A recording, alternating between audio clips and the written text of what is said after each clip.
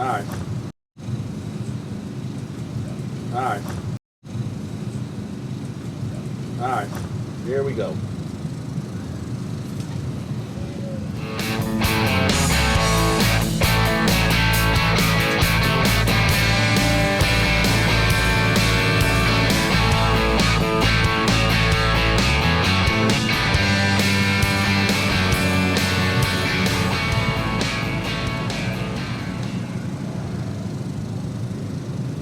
Hey, hello race fans. This is Erik with Tailgating with Erik's podcast, and we are recording live at Charlotte Motor Speedway racetrack today. And I have two special guests on the show. I got Mitch Powell and Mitchell Powell. And Mitch was here for the very first race here in Charlotte, back on the very first day they raced here. That was back in 1960. I come to the very first 600-mile race that was ever run. It was run with stock car races. Right. If you couldn't buy the car out of the showroom window, you could not race it on the track. Yeah, you know, real interesting race. Yeah, I miss those days though. Yeah, I miss those days too. I was a Native American born in Columbus County, North Carolina. Right. And I had met a lovely lady that got real acquainted with, and after a good long courtship for 5 years, we finally tied the knot and started raising a family. Mm-hmm. And she was working as a telephone operator in Darlington, South Carolina. Right. Where the Darlington Raceway is at down there. Right. And that was the closest big track to where I lived. It was about 1 hour's drive from where I was originally born at and lived. She was working as a telephone operator over there. Mm-hmm. And in them days, I got interested in this stock car racing, and I left to go to all the races. And they didn't have as many tracks to run on as like they do today. And as a general rule, I attended just about each and every race they ran. Wow. So when you came here, you said that you had to sit on a rock on the backstretch. Well, I didn't have to sit on that rock, but that's where that was my grandstand seat to watch the race. Mm-hmm. It was on the backstretch outside the track, right behind where the big TV screens are sitting today. Yeah. And I could have a good clear view of everything running out here. And that rock was pretty big then. That rock was good to me. It didn't get too hard because when you're young and growing up like that, you can stand a lot of things you can't stand in your elderly years. Right. Yeah. I mean, what do you think of the racing now? It's a whole lot different animal now. Yeah, it is. And it's all about the money now. Yeah, and it too much big money and big corporations and stuff involved in it to sponsor it, which is great. Mm-hmm. It's great for the fans and for the owners of the vehicles and stuff like that. Mm-hmm. But back in them days, it was more just an individual person that wanted to really build something. Yeah. Of it on his own and outrun his neighbor. And my personal opinion on it, the main reason it got these people to building and running these races was mainly the moonshiners. Yeah. And they would build something to outrun the law with when the law got after them. Yeah. To keep them taking their moonshine away from them. And that's the way a lot of them got started in competing with each other. Mm-hmm. And building a faster car and a faster car. And yeah. Eventually it's developed into a great big business, big prosperous business. So what year was the very first race here? You remember? 1960. 1960? In June of 1960. And do you remember who won it? Don't really remember who won it. Mm-hmm. Back then, I don't remember who it was that won it. Was it, back then it was dirt, wasn't it? Or has it always been paved? It was paved back in them. It was paved back in them days. Right. The first one was paved, yes, sir. So, I mean, Do you like coming camping here?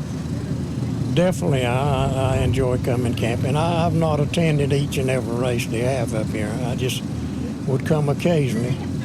But about in somewhere around 2010, when my last grandchild was born, Right. and his mother was coming to the races and stuff like that, Grandpa weren't coming that much. But when that child got old enough, that mother brought that child with him, everybody enjoys themselves and does a little bit of partying when they go off camping at the racetrack. And that's to be expected, and that's the main reason a lot of people comes. And Grandpa was afraid that his grandchild wouldn't get taken care of like he'd ought to. So he followed that grandchild and his mother to the racetrack. So that gave her freedom then to socialize with kind folks like you folks, good gentlemen, and a lot of good people up here. And the socialization with the general public is a big reason that I come to these races. But I've attended each and every race ever since that he was a small child and coming up here. He's 23 years old now. We've been coming here for 23 years? Straight in a row. Wow. Well, since 2010. 2010. We've been here on the infield. So my son was 6 when we first started coming on the infield. So we haven't been coming 23 years, but we've just been coming on the infield since 2010. Oh, okay. Yeah. But my son's 23 years old now. Oh, okay. So, yeah. So do you like being in the infield? Definitely. What is your favorite thing about being in the infield? The kind and friendly people that you meet from different walks of life and from different parts of the nation, such as you folks and other folks that you get to be acquainted with. Right. There's some good, decent people involved in this racing and this spectators and stuff. Yeah. So this is our first race of the big tour for us. We are leaving from here, and then we're going to Michigan from here. Then we're going to do that race, and then from there we're going to San Diego. We're going to the San Diego race in San Diego, and then we're going to Sonoma, and then we're going to Chicagoland. So we're going to be traveling to all the different racetracks this coming up for the next 2 months. That sounds interesting. So we're camping in most of the infield. So the ones that we can't, of course, we can't. Like Sonoma and San Diego, we can't camp in the infield in those. So because there are ones on the base, they won't let no campers on the base. And then the other one, Sonoma, we're going to be on turn 7 because all the camping's outside in Sonoma. So the whole idea of the show this year is, last year was the show that we did was, the main topic was, did you like it the old way or the new way? And of course, 95% of the people said they liked it the old way, racing the old days. This year, the topic is we're going to talk about why you love your racetrack so much. And that's why, because 90% of the people who go to the races stay inside their bubble. They don't go outside the track. They don't go out of town. They don't go far. They go maybe 1 or 2 hours to their nearest track, and that's what they do. The goal for this show this year is, since we're taking on the road, we want people like you to explain, why do you love Charlotte so much? Because we want the people who are watching to say, hey, I want to go visit that track. So that's what we're taking the show on the road. We want to kind of get people's opinion and why you love this racetrack so much. So can you tell me why you love Charlotte so much? Well, number one, Charlotte is located in North Carolina. And North Carolina is a wonderful state to visit and live in. Right. And the Charlotte track is close to the big city, but out in the country a little bit, and away from a whole lot of the hustle and bustle. And it's just a real enjoyable place to be. And to get back to the originality of this thing, in them days, it was more personal competition. Now then, the main issues on your racers and your sponsors and everything is corporate competition, which gets into bigger business and stuff like that. That individual competition is a real good, interesting challenge. So when I get on the show, and I've talked about Charlotte, I talk about the 600 all the time on my show. This is by far my favorite race to ever come to, and I've been to a lot of races. I go to the 500. I do the 500 every year. I do Daytona's both races every year. We do this here both times a year. We go to Talladega. We've been all around. But Charlotte, the 600 to me is just special. I mean, I think it's the most special place to come for this weekend, to experience this weekend with the military presence, Yes. all the military people here. You know, it's very patriotic. Yes, sir. I like it when they introduce the drivers. They bring all these military people in to introduce the drivers, and they get to do it their own way. I mean, some of them scream, some of them are happy, some of them are real quiet, but they all get to do it their own way. And I think it's the most wonderful thing that they do here for these military, for the drivers and everybody on the show. And they always put on a good concert out there. You always see a good show out there. But yeah, I love it. The race starting during the day and ending at night under the lights. It's just, and it's 600 miles. I mean, it's the longest race of the year. Yes, you sir. know, it is. And it's like, it's just wonderful. I wish everybody who watches NASCAR can at least come here one time and experience what it's like to be an infield here. They definitely need to. And since these first days and these first races that we had, they have doubled the activities at the race, and you get double your money's worth today. Right? Because back then all you got was just the race. But what drug me up here in the very first beginning, at 150 miles from where I live, and back then that was a pretty decent trip to make in them days. People really don't realize how much difference there are in the price of things and stuff over these years. But what drug me up here, and the main thing that drug me up here, was that extra 100 miles that they were running. And it was something that I was really interested in and really watching for. And me and a whole lot of other people thought that extra 100 miles was going to overwork them race car engines. And it might have on 2 or 3 cars, but it wasn't as many cars going out with that extra 100 miles as people thought would be going out. Yeah. They held in there and held up good. And later on in life, I got interested in bought me a little small dirt track race car, and I used to drive and race on the dirt tracks. Really? Yes, sir. You used to race the dirt track? Used to race the dirt track. Whoa. And I enjoyed it. And my most enjoyable starting position when I was racing on the dirt tracks was last. And I got more entertainment out of it and more enjoyment in chasing them down and passing them one at a time. I didn't win a whole lot of races, but I win a few of them races. But And I think I usually would wind up second or third. All right, well, let's just take a small break here. We got to run a commercial real quick, and then we'll get back to it, okay? Thank you. What's up, race fans? It's Erik with Tailgating with Erik's podcast. You know the feeling you wake up before dawn, haul the cooler to the track, stand in line for hours, screaming your lungs out through every caution flag, green, white, checkered finish? That's not just watching racing. That is fighting for every lap, every pass, every victory. And when the checker flag finally drops, you earn that ice-cold reward. That's why Modelo Special is different for us. Brewed with that same fighting spirit, pure, crisp, no shortcuts. It's the beer that says we showed up, we battled, and now we celebrate. The next time you are tailgating at a speedway or rewatching the epic duel on TV, reach for a Modelo. Raise it high for the driver that never quits. Modelo Special is the mark of a fighter. Find it wherever a great beer is sold, or better yet, stock that cooler before the next green flag.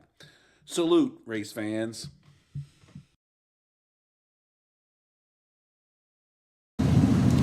What'd you think? Yeah. I think everything's going great. All right, so let's get back to talking about racing again. So you were racing on dirt. You raced dirt track race. Just a dirt track, just little jalopy cars, just the cheaper, lower model classes. Yeah. How long did you do that?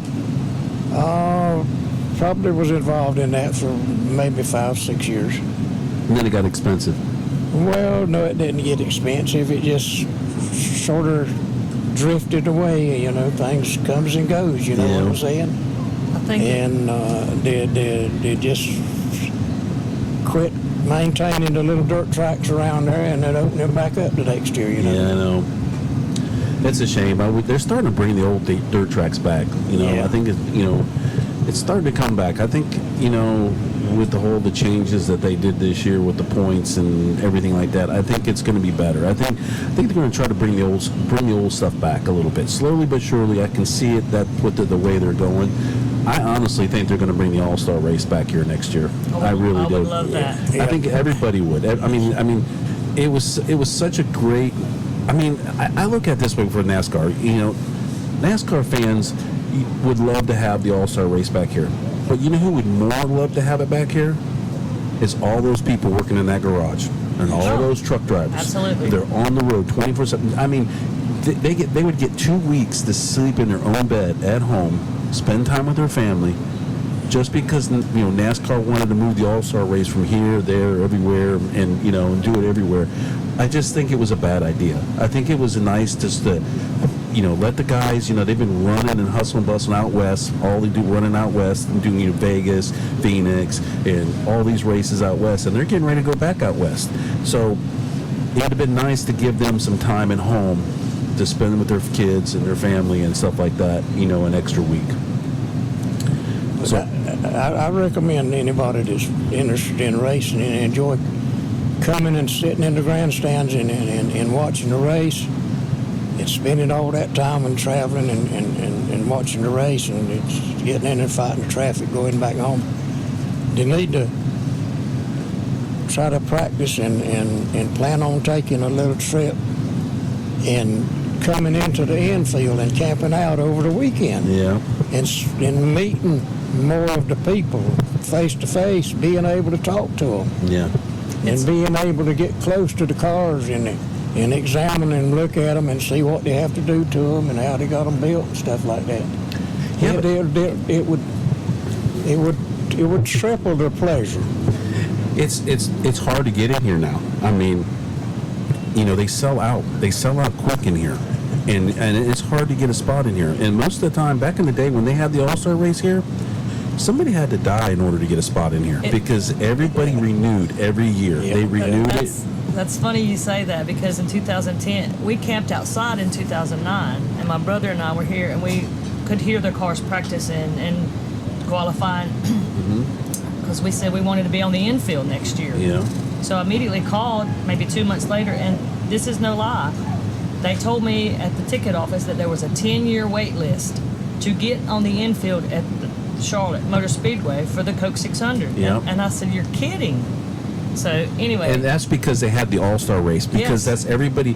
If you have a Camden site in here, you get first choice. If they bring the All-Star race back here, all of us that are in here camping will automatically get first choice if we want to get the All-Star race with it.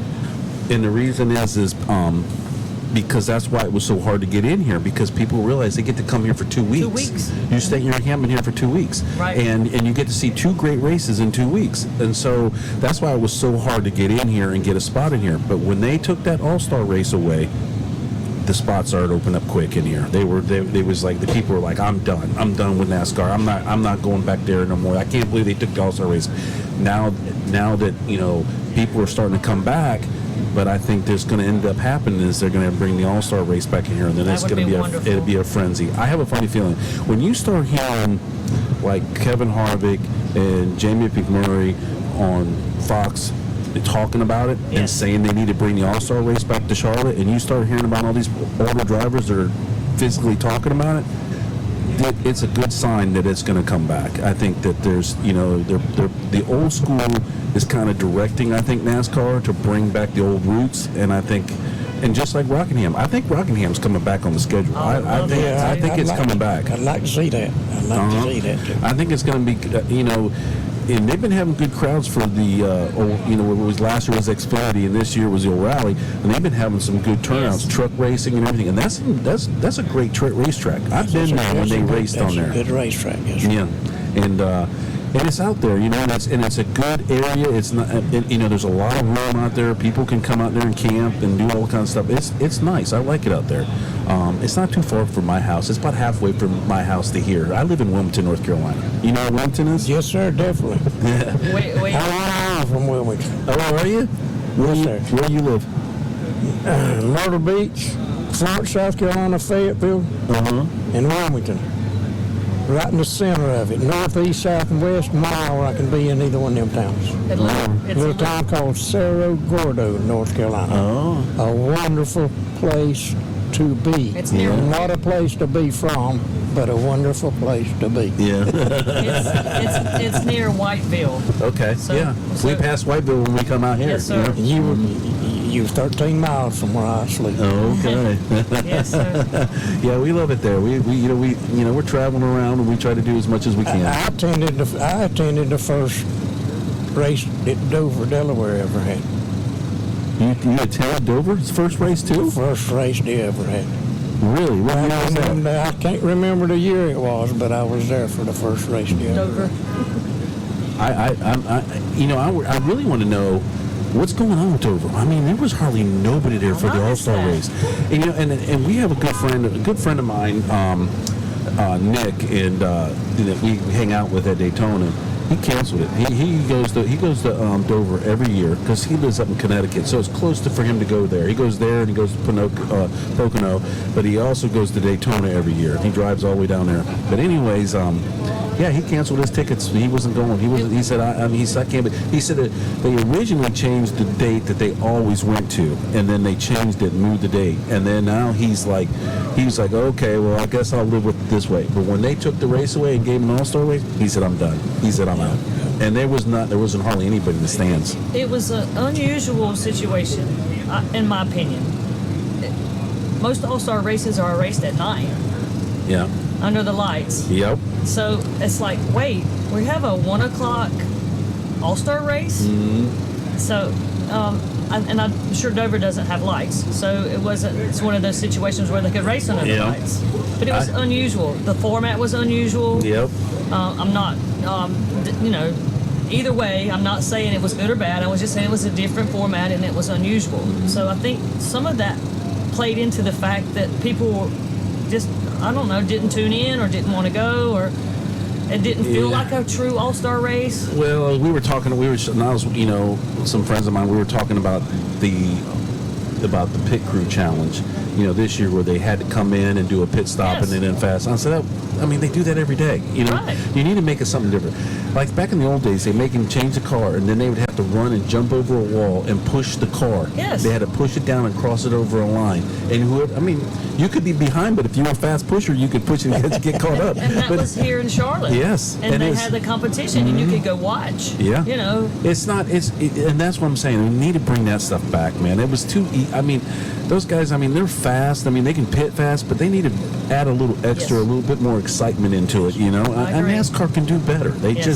just, I don't know. It gets me frustrated sometimes, because NASCAR's could be such a good sport and bring the young crowd. And that's what we were talking about too. We're losing the young generation to NASCAR. We're losing them to Formula One. Formula One's growing like crazy, and but I think Formula One's gonna. It's a lot of people are upset with Formula One now because they're doing the exact same thing NASCAR's doing with the whole Gen car. they're making all the cars the same, just like Right. they're just in Formula One. They're doing the same thing. That they have to make it all the same. But yeah, it's not good. I don't like the new gen car. So, all right, let's run another commercial real quick, and we'll take a break here for a second and run this commercial. Hey, race fans, it's Erik with Tailgating with Erik's podcast. Life can move pretty fast sometimes, almost as fast as a NASCAR race. But here on North Carolina coast, we like to take things slow. Living here has a lot of perks. Good surf, beautiful scenery, fresh seafood, and plenty of tracks nearby where you can get your race fix. Caldwell Banker Seacoast Advantage has everything you need to make your move you've been craving. Whether you are upsizing, downsizing, investing, or dreaming about your next chapter, they have the guidance you need to move forward with confidence. Caldwell Banker Seacoast Advantage has top agents that can help you make your house your home. Check out seacoastrealty.com. That's seacoastrealty.com. Let's make your next move your best one yet.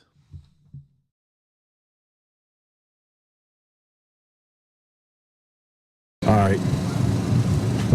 That's it. That's the last commercial we had to run.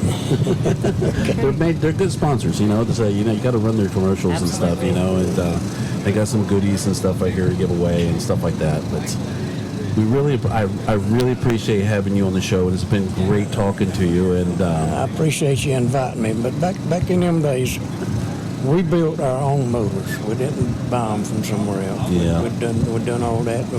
We hired the machine shops to do some machining and stuff. yeah, As far as putting the motors together and everything. And at one time, there was a lot of little dirt tracks close by. At one time, they run my class first at one racetrack, and they run it last at a racetrack 40 miles away. Mm-hmm. And I would always run that first race at that early track. When the race was over, I'd drive on the trailer and load. Mm-hmm. I'd go to the other race and race the late race at the same night at the other track 40 miles away. So you enjoyed it, didn't you? I thoroughly enjoyed it. Well, that's good. Enjoyed it. That's absolutely awesome. Well, Mitch, it was great talking to you, and we really wanted to talk to you and get your view on this, but we're so glad that you came on the show. Thank you. And I want you to know he's 89 years old. Yeah, he's 89, and he's going to be 90. Is it this year going to be 90? October the 1st. October the 1st. You're doing good, though. I think you're going to make it. And we do. I feel confident now. Yeah. I'm gonna make it. Yeah. I want my ambition when I get that 90th birthday. I'm gonna ask God to give me at least 20 more. 20 more? At least 20 more. Okay. And Well, that'll work. Thank you, Erik, for Thank having you. us. Oh, yeah, we love it. Thank you very much. Thanks, Michelle, for bringing them down. We absolutely love being on the infield here. Yeah. And we call it our NASCAR family. Yep. We have neighbors around us, and every year, 2 months ahead of time, we're calling everyone and like, are you coming? Are you going to be here? And so we just get so excited to come in to the infield and be with our NASCAR family. Well, that's good. Well, this has been wonderful. So, Coming and watching the race in the grandstand is wonderful. yep, it is. But it is beyond wonderful. It is great, great, great to be able to come and pass the weekend in the infield, socializing with the fans, and still being able to see the racetrack, the same race that the people that sits in the grandstand. Yep. Then you got the rush in that same hour traffic to get back home and stuff like that. Yep. It's a great place to be. Yep. All right. Well, this is Erik with Tailgating with Erik's podcast, and this is Thunder rolling out.